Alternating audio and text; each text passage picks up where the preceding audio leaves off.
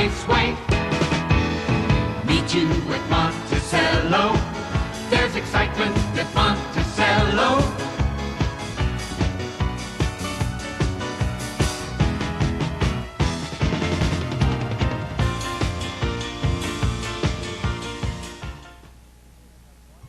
Good evening, everyone. I'm Gary Sussman, and welcome once again to the Inside Track. It's usual on this section of the show that I talk about what's coming up, but tonight I'd like to tell you about something else, and that is next week's show, because next week's show is our last one for those of you who live outside of New York City, and we're going to have the best of the Inside Track. We're going to go back and show you highlights of some of the guests that we've had on, Peter Parolari, Bill Heller, Terry Ickes, but most importantly, we're going to show you some of the best races that you've seen on the Inside Track, the Hambletonian, the Woodrow Wilson, and Niatros, and many, many more big races that we've had the opportunity to show you on this program. So make sure you tune in next week for the best of the Inside Track. But don't go away now, because we have an excellent show for you. We're going to take you back to Blue Chip Farm in Walk Hill, New York for Most Happy Fella and Mr. Bill Brown, the manager of that farm. The professor, Mr. John Manzi, will be on to look at the cane pace from Yonkers. We'll have trivia, upcoming promotions, and show you the jackets that are going to be given away at Monticello Raceway on Jacket Day. All that and more coming up on tonight's show. But first, as is par for the course, let's take a look back now on the Week in Review. Mr. Ron Ingrassia, he is the driver of the week. He has reached the 50-win plateau with doubles on Wednesday and Saturday. He is now tied with Joe Rico Jr. for second place in wins. Mr. John Gilmore had a triple on Thursday. He won singles on Wednesday, Friday, and Sunday. His win total is now up to 107 as he shoots for the all-time mark. Jimmy Allen, a double on Thursday, a single on Sunday. He has 44 wins on the year, fifth on the dash win list. Mr. Ronnie Shore, a double on Wednesday, a single on Saturday. Ronnie Shore now has 17 wins on the season. And Joe Pokey Romano, a driving double on Tuesday, singles on Friday and Saturday. A good week for Joe. He now has 27 wins on the year. And that's our Week in Review. And one driver who we didn't have a slide of is Mr. D. Robert Flamme. He had a double on 825, and we congratulate him for that. Time now for the highlight calls of the week, and we take you to the Daily Double on Sunday, August 30th at Monticello Raceway. That's the first and second race. First of all, the first race, Tijuana Brass with Catello Manzi. That's right, Catello Manzi made a Mighty M appearance on this Sunday. He was in the sulky, the morning line favorite. He went to the top early from the 7 hole and set fractional times of 29 and 4 and 1 minute and 3/5. Let's watch and see if he can hold on. So let's set the stage for you. Sunday, August 30th, race number 1. Let's now go to the call of this race with Mr. Jerry Glantz. Tijuana Brass on top of length. Fly Scott on the outside, second Verbatim at the rail, third. Racy Andy on the outside is fourth. Jax Wild along the rail, fifth. 3/4 in 1:31 flat. Paddock toward the final time. Tijuana Brass holds on to the lead. Fly Scott still coming out of on the outside. Verbatim along the rail is third. Racy Andy on the outside, fourth. Jax Wild, fifth.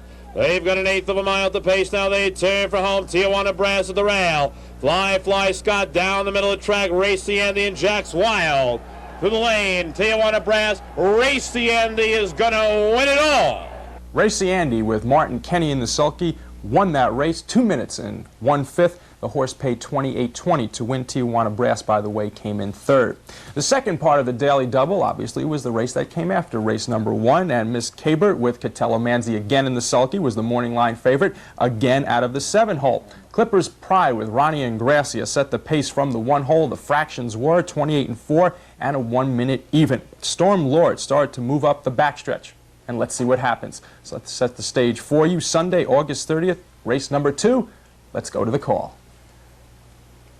Cabot right there, fourth. The Joker along the rail, fifth. They're by 3/4, 1:31 and 3.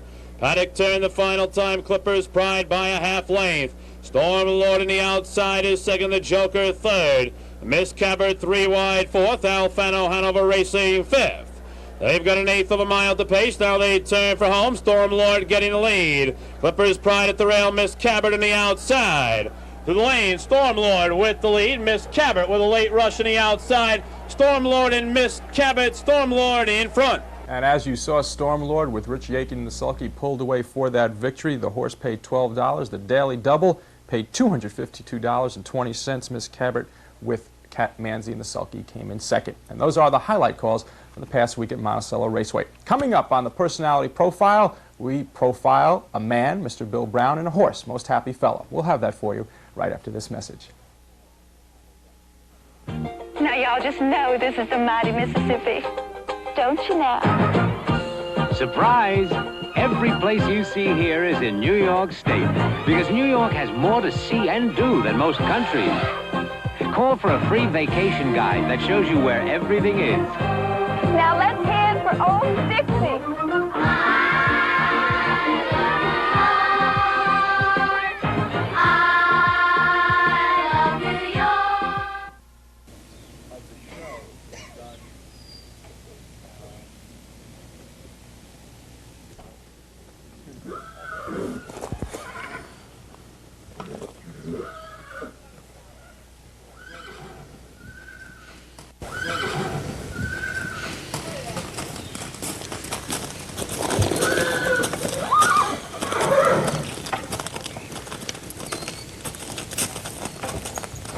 The inside track has gotten to many places in the last few weeks around Monticello Raceway, showing you the starting car, showing you the photo finish. Well, on today's show, we're going to take you to where it all begins, and that is the horse farm. And I'm standing here on a beautiful morning with the manager of Blue Chip Farms in Walk Hill, New York, Mr. Bill Brown. Bill, welcome to the inside track on a truly magnificent morning. Thank you, Gary. Bill, why don't we start out by talking a little bit about Blue Chip and how many acres and just a little bit about the farm in general. Yes, the Blue Chip Farm is approximately about 12 years old. It was owned by Mr. Oscar Kittle, one of these two sons, Ted and Mike, and it comprises of 846 acres. We have 607 acres in Gardner and in the town of Shawanga near Walk Hill, and the balance of it, the land is here in Gardner. Now, who stands at Blue Chip Farm? Most Happy Fellow, and Precious Fellow. And Most Happy Fellow, for those who don't know, one of the most successful studs in the history of racing, I would imagine. Yes, he's been a phenomenal sire, Gary. As a matter of fact, in '79 and '80, his offspring had more earnings of any stud of any breed. Okay, we'll talk about Most Happy Fellow in a little while. What about the personnel at a farm such as this? How many people are employed, and what does it take to run a farm such as this? Well, we have 31 employees here, regular employees plus some part-time employees. Now, this, for those who don't know, is a breeding farm. Explain for the average layman what the step-by-step process is for a horse to come to Blue Chip Farm. Well, we have a receiving area where all incoming mares arrive. These mares are checked in and remain in that area for approximately 2 to 3 weeks to see that they're free of any disease, that they're healthy. After the 21-day period, then they are allocated out to a permanent location for the duration of their stay here during the breeding season. Now, how does one sign up to be bred to Most Happy Fellow or to be bred to Precious Fellow? Well, when they request a booking to these horses, we send out an application. We refer to it as a booking application, which gives a complete breeding of the mare, her past history, if she's had several foals, who the foals have been by, or what they have done, if they're foals of racing, of racing age, and we review these applications. And then if acceptable, we send them a breeding contract. Now, the fee for Most Happy Fella, I believe, is $40,000 is the stud fee. Yes. In simple terms, if someone has a horse and they have $40,000, then can they be bred to Most Happy Fella? If the mare is acceptable. And speaking of the service fee of $40,000, it's on a live foal basis. In other words, so if they book the mare, the service fee is due and payable when the mare has a live foal. Now, what about, we talked several weeks ago about teasing and so on and so forth. What's involved with actually getting the horses together? Well, when these mares arrive here, they're allocated like the maiden mares are allocated with other maidens. The foaling mares are allocated according to their foaling dates, and also the barren mares. Now, the barren and maiden mares, we tease those mares with a teaser. A teaser is a stud to see if they're receptive to find out when they are in heat or estrus. And when the mare is, we try to breed these mares as close to ovulation as possible. When the mare is in the height of her estrus, our veterinarian, Dr. Gill, palpates this mare to see if she has a breedable follicle. If it's breedable, then we will go ahead and we breed the mare, check her back to see if she has ovulated. If she hasn't ovulated, why then we'll breed her back. And oftentimes, not to say oftentimes, but occasionally we'll give them an injection of hormones to stimulate ovulation. Now, correct me if I'm wrong, the breeding is done by artificial insemination? Yes. Could you, without getting too technical so people wouldn't understand exactly what the process is? Well, here at Blue Chip, we use a collection, a mare to use to collect the semen, which we refer to as a more or less a collection mare. Instead of the horse entering the mare, he enters an artificial vagina. And that's basically it. Right, and we can ejaculate, so the semen goes into a sterile bag. Now, we have some incredible shots of birth on film. What actually is going on when the horse is about to give birth? What are the attendants looking for to make sure that it goes properly? Well, the main thing is to look to see if it's after the water breaks, the water bag as we refer to, is that it is a normal presentation. That the two front feet will put its appearance, the nose will be laying in between the front feet, and 98% of the time, or not even, if the normal presentation presents itself, you will get along fine. Occasionally, you'll have one that's a normal presentation where the foal will be about halfway out, the hind legs will get locked up in the pelvic region, and those cases are very severe, and a dystocia has to be performed. Now, what do you look for post-birth? Many times you see pictures, and we have them also, of the new gelding trying to stand up and falling down, and trying to stand up and falling down, the mother going over. What are you looking for in that period, post-birth? Most foals, if it's an average foal, if he's healthy and strong, they'll vary. They'll get up, some will be up to within 45 minutes. I've seen them up even sooner than that. But even if a foal, after the rise, if it doesn't get up for an hour, hour and a half, I'm not too concerned if it appears to be a normal foal. Now, do you try to get them outside as soon as possible? Yes, here I try to get our foals out and give them exercise the following day. Now, how long before that horse will be ready to be sold or to be trained to race? Well, when the foals that arrive, for an example, this season here, they'll be sold as the following fall, a year from this fall, as yearlings, and go into training that fall and then race as 2-year-olds. One thing we didn't talk about was there is a specific breeding season at Blue Chip. Yes, our breeding season starts February the 15th and ends the 7th of July. Okay, we talked about breeding, about birth, so on and so forth, and we did mention Most Happy Fella. Quite an incredible horse, Most Happy Fella. In 1980, offspring earning more money than any other horse in the country, or maybe even the world. Well, better than that, Gary. 79 and 80, his offspring won more money than any stud of any breed, which includes thoroughbred, quarter horse, or, like I say, any breed. Is there any simple answer to what makes Most Happy Fella such an incredible piece of property? Well, of course, his sire has been phenomenal. Met a skipper, but this horse has really, I think Most Happy Fella has been the greatest filly sire that the industry has ever had. Plus, he's not only been a great filly sire, of course, his colts have been outstanding, and now we're starting to see his daughters produce. And it appears he's going to be a great broodmare sire. Most Happy Fella, as we can see on the screen, is a little bigger now than when during racing days. As far as weight goes and proportion, how much is the difference now between racing and between? Well, of course, Most Happy Fella's 14. And he's mature, and I would say Most Happy Fella is somewhere in the neighborhood of between 11 and 1,200 now, when he's probably racing weight somewhere in the 900 and 1,000.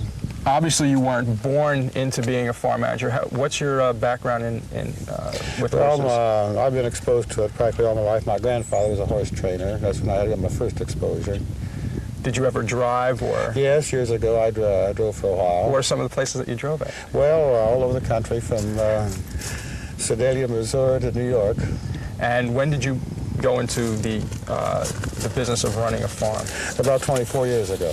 So you've been in this part of the industry for about 24 years. Yes. And looking for another 24, I imagine. I certainly hope so. Bill, thanks a lot. Listen, it's been a real pleasure, Gary. Mr. Bill Brown, the farm manager of Blue Chip Farms, and we thank him for joining us on the Inside Track.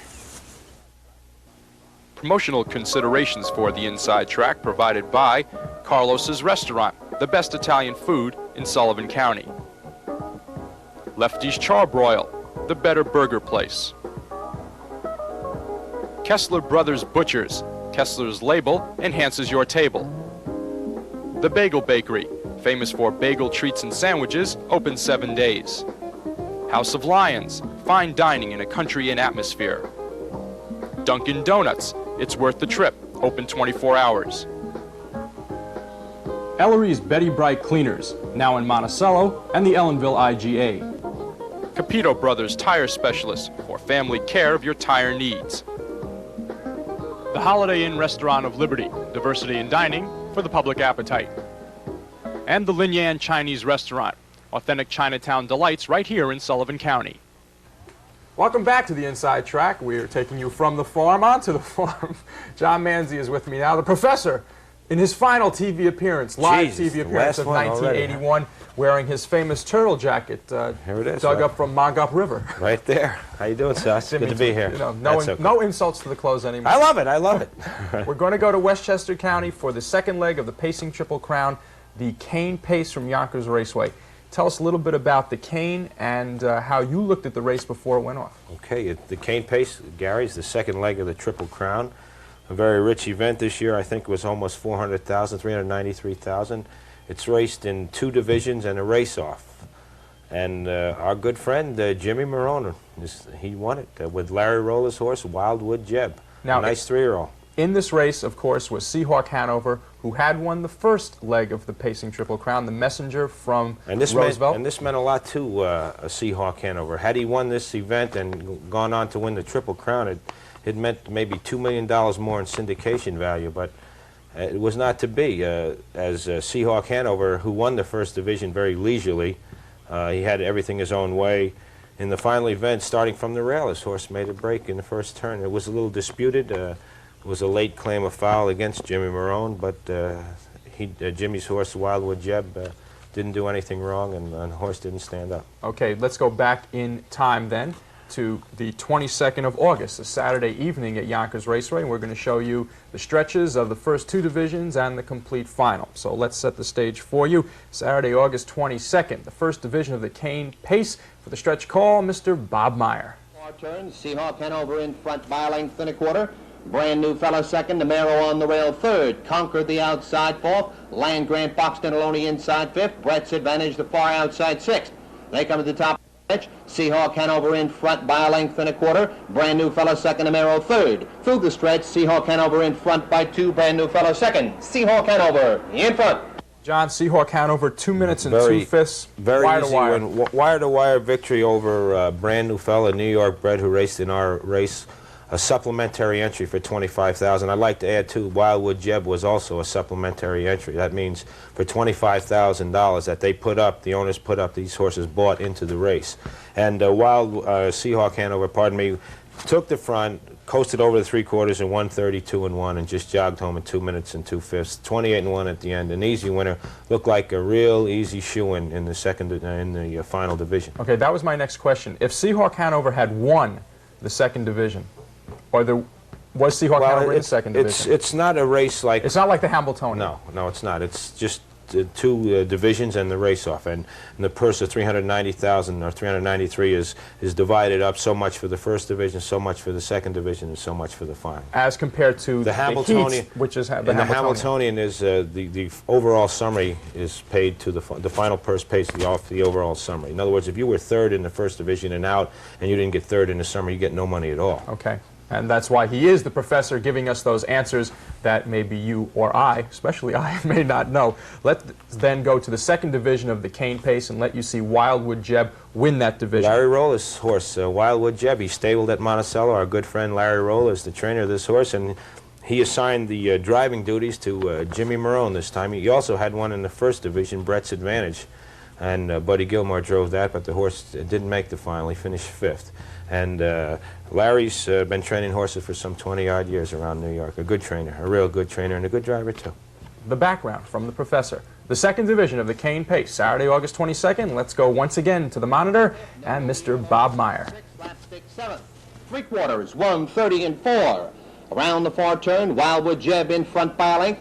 French Chef the outside 2nd. Eastern Skipperloni inside 3rd. Freedom Fellow the outside 4th. Armbro Wolf on the rail 5th. No Nero 6th. Slapstick 7th.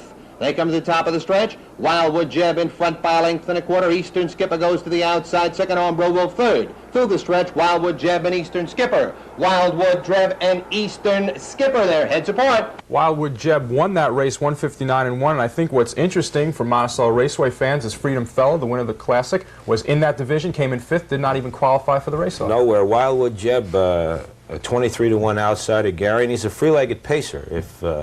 If racing fans don't know what that means, a free-legged pacer is a horse that races without hobbles, like his daddy. His daddy, Steady Star, was a free-legged pacer and the former world champion. 152 was his record before Nia Trust lowered. You are throwing all of these facts out today. We're getting the stats in for the last show. All these stats. What we're going to do now is see the final of the Cane Pace, the second leg of the Pacing Triple Crown. And as John mentioned before, there was an incident around the first turn. We'll talk about that as they go off to the first part of the race, and then we'll bring it back to the announcement. All right, so if George will bring it up from the control room, let's go now to the final of the Cane Pace from Yonkers Raceway. Okay, Gary, Seahawk Hanover is at the rail. Wildwood Jeb is at the 2-hole. Jimmy Marone is getting a little close to Seahawk Hanover here, but not enough to bother him, though. Seahawk Hanover right there goes off stride. And Eastern Skipper and Hervé Filion, who is challenging Wildwood Jeb for the lead, decides now that he cannot take the lead. Jimmy will not give it up. Jimmy has the lead, Jimmy Marone, and Hervé has to settle back in for the 2-hole. And let's hear Bob Meyer talk about it. 5th. Seahawk Hanover back pacing 6th. French Chef 7th. Land Grant is 8th. Water time is 28-1. At the paddock turn the first time, Wildwood Jeb in front by a length. Eastern Skipper's dropped in 2nd. A gap of 2.5 lengths. Brand New Fellow 3rd. Armbro Wolf 4th. Namero on the rail 5th. Seahawk Hanover alongside 6th. 2 lengths back to French Chef 7th. Land Grant is 8th. As they come by the stands the first time, Wildwood Jeb in front by a length and a half. Eastern Skipper on the rail 2nd. Brand New Fella up on the outside 3rd. Namero on the inside 4th. Armbro Wolf alongside 5th. Seahawk Hanover 6th. Halftime, 1 minute, 3/5. Around the clubhouse turn the second time, Wildwood Jeb maintaining a length advantage. Brand New Fella up on the rim 2nd. Eastern Skipperloni inside 3rd. Armbro Wolf the outside 4th. Namero on the rail 5th. Seahawk Hanover alongside 6th. Land Grant 7th. French Chef is 8th. Down the backstretch, Brand New Fella on the outside gets his neck in front. Wildwood Jeb hanging tough on the rail 2nd. Eastern Skipperloni inside 3rd. Armbro Wolf alongside 4th. 3/4, 129-4. Around the far turn, Wildwood Jeb on the inside, Brand New Fella on the outside. Head and head, nose to nose for the lead. Eastern Skipper on the rail 3rd. Armbro Wolf alongside 4th. Gap of a length and a half. Seahawk Hanover the outside 5th. They come to the top of the stretch. Wildwood Jeb on the inside leads by a length. Brand New Fella 2nd. Eastern Skipper 3rd. Armbro Wolf the far outside. That's Wildwood Jeb with Brand New Fella and Eastern Skipper. Wildwood Jeb in front. Wildwood Jeb 158-1. Last winner half, of the Cane Pace. Last half in 57-3, and as you saw on the monitor, Hervé Filion sitting right on his back with Eastern Skipper could not shake loose. But he did get loose within the last 50 feet and stuck his horse's head up in between Jimmy Marone and the rail and dead-heated Brand New Fella for the place position. Now, the third leg of the Pacing Triple Crown, for those who might not know, is the Little Brown Jet. That comes in September. That's at Delaware, Ohio. Probably the biggest fan thing. They have maybe 60,000 people go out to Delaware, Ohio. It's a great spectacle, the Little Brown Jug. Is it unusual for a supplementary entry to win a race as big as this? Yes, I think I might be wrong, but I think it's the first time that it's ever happened in the Cane Pace, which has been racing now for some 20 years or 24 years now. And it is unusual, yes. Okay, the professor with some expert analysis on the Cane Pace. We'll be back right after this commercial message to show you the Monticello Raceway jackets, talk about fireworks, and show you something else right after this message. You can get loud now. Promotional considerations for the Inside Track provided by Clare's County Seat Restaurant for a congenial and truly elegant culinary experience. Ralph Cutler's Mail Modes, home of the Sandsabelt Slack, free alterations while you wait. The Down Under Lounge. If it ain't happening at the Down Under, it ain't happening. The Canton Restaurant. In Monticello, Chinese means Canton, open 7 days. Skaters World. You can enjoy the racing while the kids enjoy the skating. Willie's Bend and Elbow, serving dinner, pizza, and sandwiches in a lounge of distinction. Raceway Dining Terrace. Enjoy complete dinners weeknights for $9.95 while you watch the racing. Miss Monticello Diner, the finest in early American home-style cooking.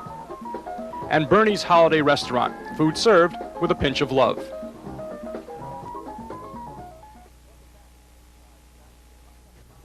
Welcome back to the Inside Track. Coming up at Monticello Raceway after Labor Day, September 13th, I Love New York Day, featuring Monticello versus Yonkers Raceway drivers and the I Love New York extravaganza. Let's watch.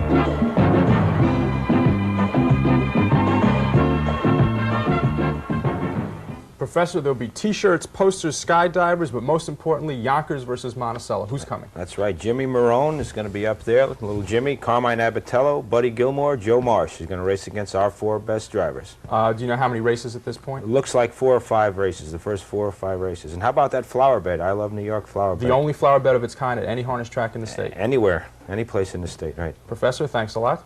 Okay, Seth. For all those in New York City, this is our last Inside Track show. We hope that you have enjoyed watching, and hopefully we'll see you next year. For the Professor, Mr. John Manzi, I'm Gary Sussman. Have a pleasant year.